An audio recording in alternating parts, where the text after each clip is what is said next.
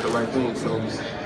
And I think the leadership we have now, and this year, guys are talking more about finishing and having more respect out there on the field for opponents. And when you don't have the respect for opponents, that's when they tend to sneak up on you and beat you. So you got to have respect for everybody that you play, because anybody can get hit in the mouth at any time.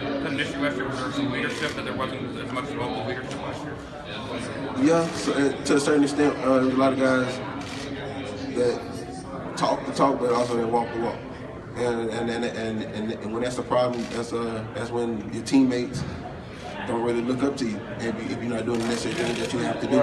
So I know the leadership. I feel like the leadership this year is doing that, is doing the things they got to do, and also walking and talking the talk. Who else guys taking that lead this year? Myself, Derrick Henry, Jaron Reed, Ashawn Robinson, DJ Petway, a whole bunch of guys. Some of the fear from the offenses is that spread and speed come into play with the offenses, being able to spread the field so much and their speed. Some of that fear from other teams, their offense, because of their speed and spreading out the field against you. You said come in, no respect to the defense in the past. Yeah, because the guys in the past didn't play that. They executed and they did the right things they had to do. And I think if you're not disciplined to your keys and looking at the right things, especially with the spread offenses, you'll get beat if you're not looking at the right things. Reggie, what was your reaction when Kevin left? Steele left? I knew it was a business decision, and business is business. As far as a coach, and off the field, Coach Steele was always there for me. I know if I need to talk to anybody, I can talk to him. I still talk to him this day. I just might call him up and see how he's doing. But for the most part, Coach Steele, it was a good business decision for him at the same time. Yeah, did you still talk to him? You still communicate? Oh yeah, of course, that's my dog. He taught me a lot from the spring to the little time that we did. He taught me to make sure I look at the right stuff before every play in practice. He always looked at me with his eyes and made sure that I'm looking at the right things. Reggie, how upset are you going into this season with the way last season ended? I know it's life, and you can't dwell on the past, so you gotta keep moving forward and just make sure you can control what you can control now, and that's the plan for us right now. What are your stuff like the 7-on-7 conditioning? What do people not understand about it? Because it's all kind of done behind the scenes.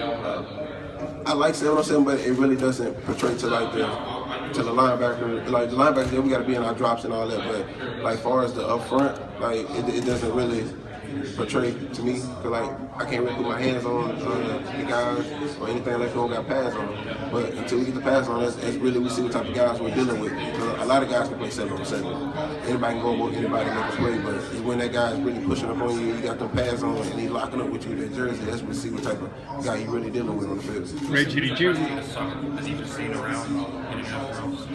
A bunch of the freshmen have. I know Kendall Sheffield, Mika Fitzpatrick, Ronnie Harrison, and then on the offensive side, Damian Ayers and Calvin Ridley. Those guys showed to me that I think they're gonna get a shot at playing this year, but they just gotta. But I tell them all the time, just endure the process. Every time you hear coach talk about the process works. I'm attesting it to it myself.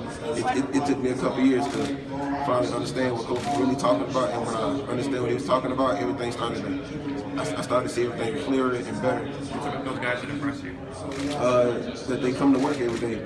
Mental focus, you can tell every time they out there, they're playing hard, running around 100%, trying to do the things they got to do to try to get their good bond inside the league, inside the locker room, because anybody can talk the talk, but if you're not talking it and doing it, plus a couple of those guys are quiet anyway. They don't talk to them, but they just play ball, and that's a good thing about it. Reggie, did you rewatch the Ohio State game this summer? Did you view the video?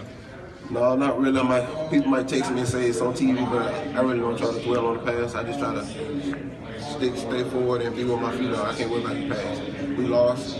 Yeah, I'm sad. I'm sad that happened, but I got to worry about getting the team ready for this year. I can't worry about what happened last year. What are your personal goals for this season? To make sure we win the national championship and the SEC championship.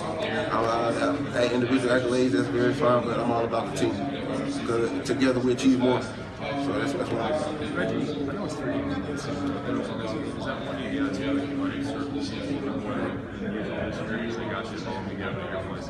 Yeah, it's going to be a big game for us. I know I'm going to my senior year, so all the games are big for me. But I like the Ole Miss game because that's the game Kenyon got hurt. I think Kenyon get the chance to redeem himself a little bit in that game, man. I think the ending